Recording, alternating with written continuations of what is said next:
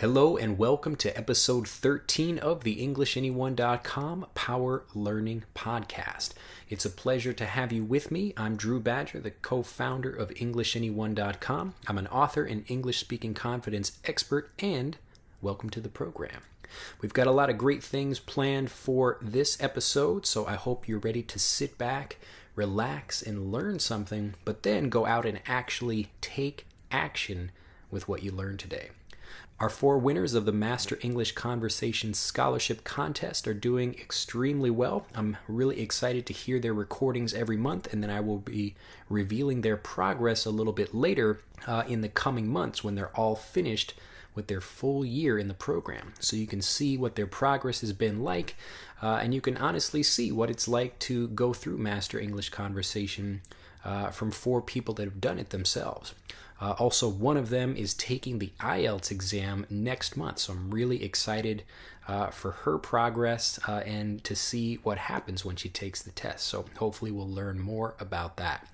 First of all, I just wanted to say thank you to everyone who gave some shout outs. These are kind of kind words of support and hello. I was battling a few different illnesses. I went to America for Thanksgiving. I had a fantastic time.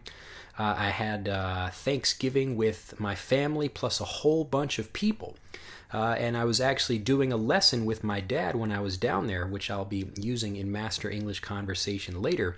But we were talking about how our Thanksgiving is always very different from the kind of normal, typical Thanksgiving that most people experience. So I thought it would be interesting to tell you about it in this episode of the podcast.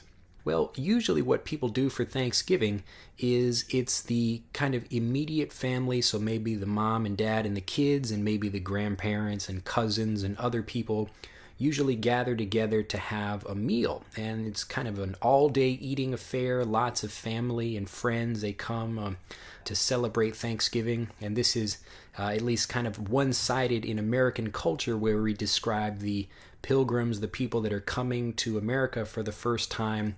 They needed the help of the local people that were living there, and this is kind of the story of Thanksgiving. So we survived and learned how to grow food as a result of working with people that were living on the land already. And so we get together and celebrate that. But what we do at my house for Thanksgiving is we have a whole bunch of international lawyers that come to the house. So we have, students from Japan, from Korea and Indonesia, the Philippines, all kinds of countries, people from South America and Europe, lots of people from all over the place. And it was really great coming back after not having been in America to see that for 10 years. And now I'm the same age as all of these people, so I can sit and have lots of great conversations. So I was able to meet lots of great speakers and hear different accents from people from all over the world. And that's the Thanksgiving that I've always known. So it was a pleasure to be back for that. I also went to a friend of mine's wedding, and I was really excited to do that. The only problem is that I was so busy and I didn't sleep very much, and I had a little bit of jet lag. So this is the experience you have when you travel by a plane and you're going many, many hours to a different time zone. So going from America to Japan, it's almost not quite the opposite side of the world, but it's pretty far away. And it took my body a little bit of time to get used to it, so that after I'm getting used to that, I return back to Japan and I'm still not feeling very well, and I had to carry some heavy bags, and I got kind of sick while I was doing that. So it took me a few days to recover, but I'm back and feeling quite healthy now. The only problem here in Japan is that now it's turning into winter. So the houses are quite cold. So I'm sitting in front of a heater right now, actually making this recording for you. Anyway, it was a fantastic Thanksgiving, but it's great to be back here in Japan and to be making more lessons for everyone. Well, getting into this tip for this month to follow along in the progress of the Master English Conversation Scholarship Contest winners. As you've noticed, if you've been listening to all of the podcast episodes, we're getting more and more specific with the tips, and it becomes an individual thing for people to work on. When you're first starting out learning a language, the teacher has a very big role in how you make progress and how you're learning things. But as you're learning, it becomes more of the student's job to find their own way, because each student has to come up with their own individual things that work best for them. And an individual teacher can work well, if I'm working with someone on a one-on-one basis. But what you really need to do to become a fantastic learner is to take control of your own English education. I can provide lots of tips and do my best, even if I'm working with you personally. But the best thing I can say is that you try lots of different things and you see what works. We only have a few months left, I believe, of the full year that the Master English Conversation Scholarship Contest winners have. So they will continue with the program, but now I really want them to focus on what they can do individually. And again, anyone listening out there, what you can do to improve your English by, number one, thinking about trying new things and trying different things. So maybe you learn listening in one way or learn vocabulary in one way. If it's not working, then you can switch up and try something different. So you have to depend more on yourself and your own thinking. So you have to think more for yourself, and that's what I try to get students to do. So what I'd like to talk about today, because we're getting more specific, and this is really something that the winners and yourself, everyone listening out there, needs to think about, and these are the twin drivers of success. And the twin drivers, it has really nothing to do with language learning specifically. You can use it for anything, but it's something I like to use. It's a technique that I use that really helps me when I'm studying something or learning something. It could be business, it could be a sport, anything else like that. Now, many times you will hear the advice to focus on one specific thing, but when I've kind of thought about that and tried using that in my own life, it hasn't worked out so well, because you can get burnt out. This means that you're getting kind of tired of doing something. You don't really want to do it, or it's just not so exciting anymore. You always have to have a little bit of something new, a little bit of change in your life in order to have a lot of energy to try something new and to succeed.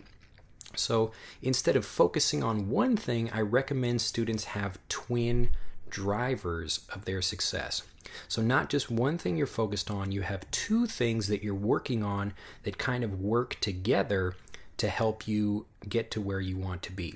So in the case of learning English, one of these things could be learning or kind of focusing on grammar, and the other could be focusing on improving your pronunciation. Now, it's a twin driver and not just two separate things, because they're interconnected. You can't really improve your grammar without also having to speak and use, pronounce words properly. And by the same token, in the same way, you can't really work on your pronunciation without speaking and learning to blend the sounds of words together. And when you do that, you have to practice using them in a grammatically correct way. Now, the benefit, and there are many, of having the kind of twin driver approach or the twin focus approach, is that if you're focusing on just one thing, again, as I mentioned before, you can lose focus and you can get distracted and bored by that thing. But if you're, let's say, one day focusing really hard on grammar, and then after a while your brain gets kind of tired, you can switch and start focusing on the pronunciation instead. So all of these things, or the two things that you're working on, again, they are connected, but if you're focusing on just one, you can get bored by that. So I highly recommend you take two things that you're working on. One can be a thing that you're strong in, and another can be something that you're weak in, and then you kind of support both of the learning of those things with each other. So let's say I'm trying to do the grammar and pronunciation twin driver focus, and I'm working on some grammar point and it becomes really frustrating. I'm trying to learn it in a couple of different ways, but it still doesn't stick for me. I can take a phrase from that, like an example sentence, and just practice the pronunciation and not focus on the grammar part of it, but I focus on the way the words sound. I'm focusing on the same thing, but because I'm looking at it in a different way, it helps me to take my mind off of the grammar, even though my mind, my kind of subconscious mind, is still focused on that grammar. But it helps me to remove my mind from that and focus on it in a different way. So again, let's say we've got a phrase like, I went to the store yesterday. I went to the store yesterday. This is just a simple past sentence where I went to the store. So I can, let's say if my English is very basic and I'm having trouble, I goed to the store yesterday. It's just really difficult for me to remember that. Or other irregular verbs that have the past tense that changes in a funny way that I'm not used to. So even though this is a basic thing, I might be having trouble with it. And instead of worrying about the actual grammar side of it, I can focus on the went to and worry about or focus on blending that together. I went to. I went to becomes I went to. I went to. And as I worry or focus on the pronunciation, the grammar starts to be absorbed by my brain automatically. So I can stop focusing on that, but still focus on it in a roundabout way or a kind of connected way. And again, this is the whole function of the twin driver system. So the twin driver system, again, you can take one thing that you're really good at and push forward on it easily, and then use that to pull yourself with something that maybe you're not so strong at. So if you really like pronunciation but you struggle with grammar, then try to create sentences that let you practice the blending of sounds. You can listen to native English speakers that are speaking in real, actual situations like we make for EnglishAnyone.com, or you can find them anywhere. I recommend those, again, situations that have real speakers in real contexts and not movies, because the people that are speaking in movies have a scripted way of talking. So you'll learn a lot of great phrases from that and a lot of cultural things from movies and TV shows, but it's still not the same natural way with all the mistakes and the ums and uhs and things like that that come from actual natural native speech. So pick something that has natural native speech and listen to it, but you practice just listening to the blending of the sounds. Listen to how the language sings. Listen to the melody of the language. And that will help you, not only focus on improving your grammar, but you'll really get to improve your pronunciation at the same time. So again, this is the whole thing about the twin drivers. So again, the two things are supporting each other. You can work on one that's strong while the other is weak. And if you get bored with one, you can tackle the other while you're working on that. It will also help you judge how you're improving with one versus the other. Because a lot of times, if you're just focusing on one thing the whole time, it's really difficult for you to see where you're going. And it was interesting for me when I went back to see people and even see the area. I'm from Hyde Park in Chicago, near the University of Chicago. And if you're living there, the subtle changes or the slow, gradual changes that happen to a neighborhood, they're not as visible to the people living there. You'll notice them, but it's much more obvious if you're a person that has not been there for many years and you go back and you get to see them and everything has changed and everything that's different is very obvious. So if you're only focused on one thing and you're trying to do that, you can push yourself too hard and you won't be able to see your progress as well. So again, there's really a lot of great ways about the twin driver way of working on something. So it just depends on you personally what you really want to focus on. And you can focus on any two things you like, but make sure that there's a connection between those two things. And for pretty much everything in life, there is a connection of some sort. You could do learning English and doing gardening or whatever. It doesn't really matter what that thing is, but for you, you need to find that connection. So decide what your two things are, decide what your two drivers are, the two drivers of success. Then focus on one of those things until it gets difficult or boring, or you're not feeling the success flowing as smoothly as you like. Then you can switch over immediately to the other one and push forward on that, so that when you return to the original thing, it becomes much easier to understand and you're a lot more excited to continue because you're always having a sense of progress and a sense of success.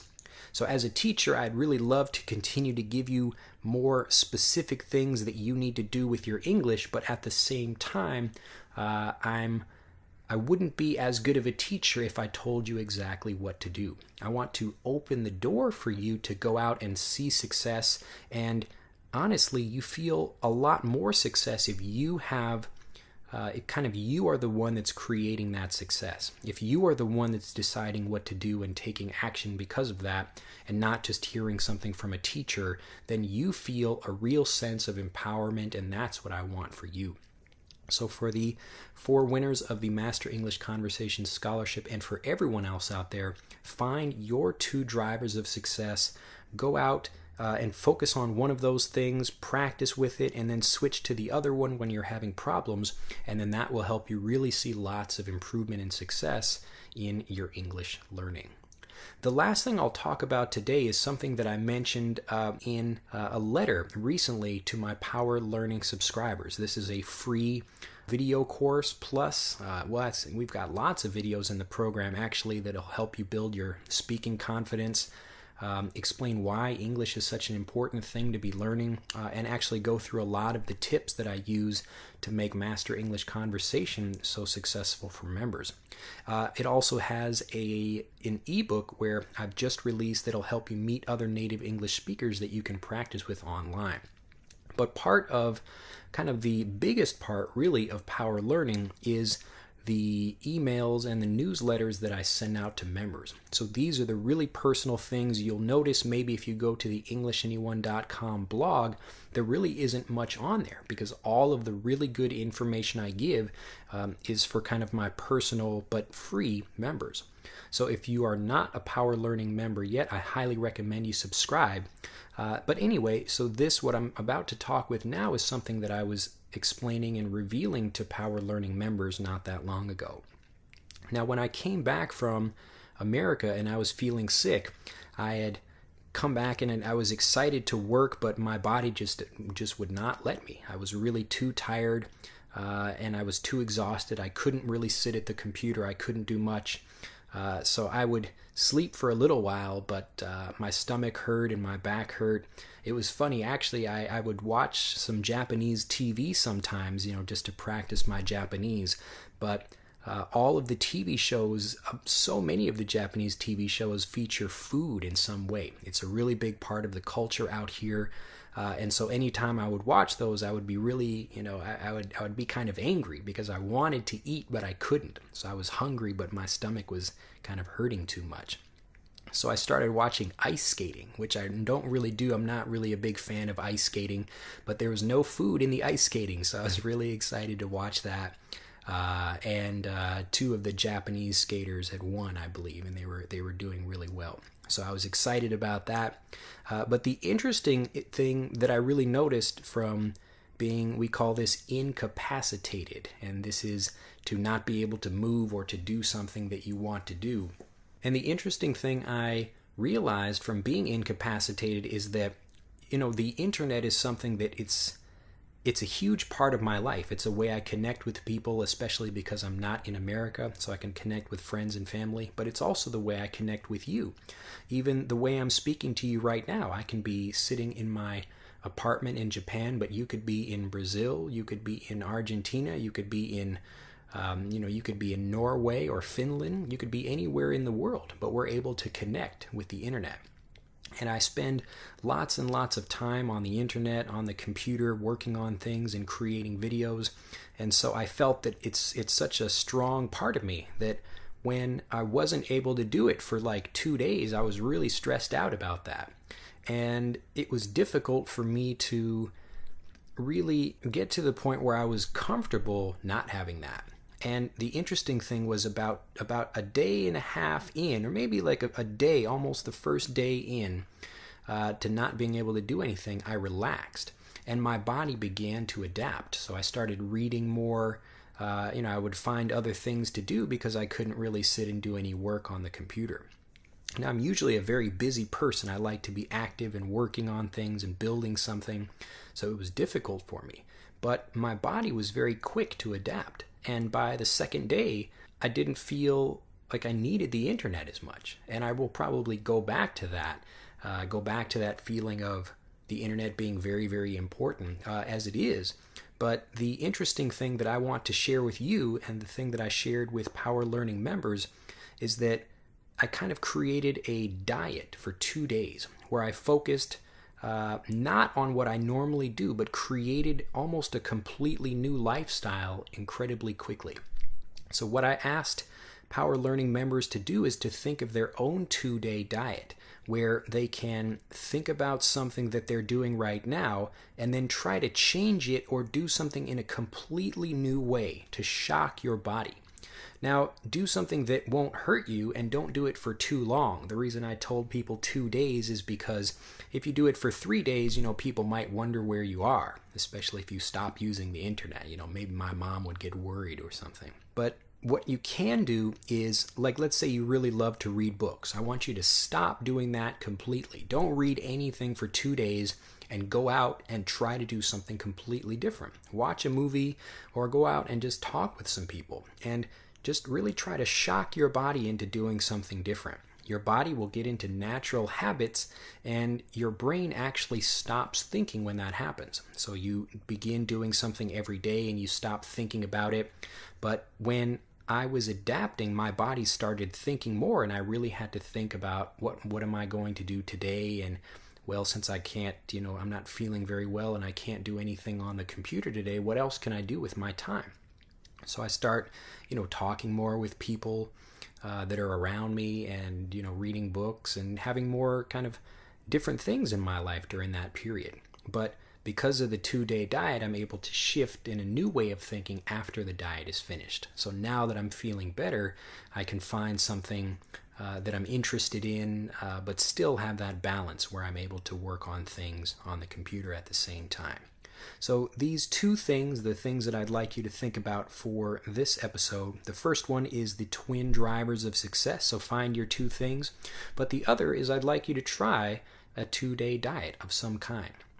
If you're learning and you always study in one room, find a completely different room to study in. If you're liking to sit, outside and you like to do things inside, go inside and try to build like a model house or something like that. Just do something completely different, not only for your learning English ability, but also just to get your mind thinking and to wake yourself up. It's a exercise in shocking your body. So you've got a lot to deal with for this month, and I hope you really enjoyed this episode with me. If you've got any questions or ideas or anything that you think would be helpful, 2-day diet ideas especially, or twin driver examples, comment down below this video either on EnglishAnyone.com or on YouTube, wherever you're watching it or listening to it. And I really look forward to speaking with you soon. Have a fantastic day. Think about your twin drivers and your 2-day diet, and I will see you next time. Bye-bye.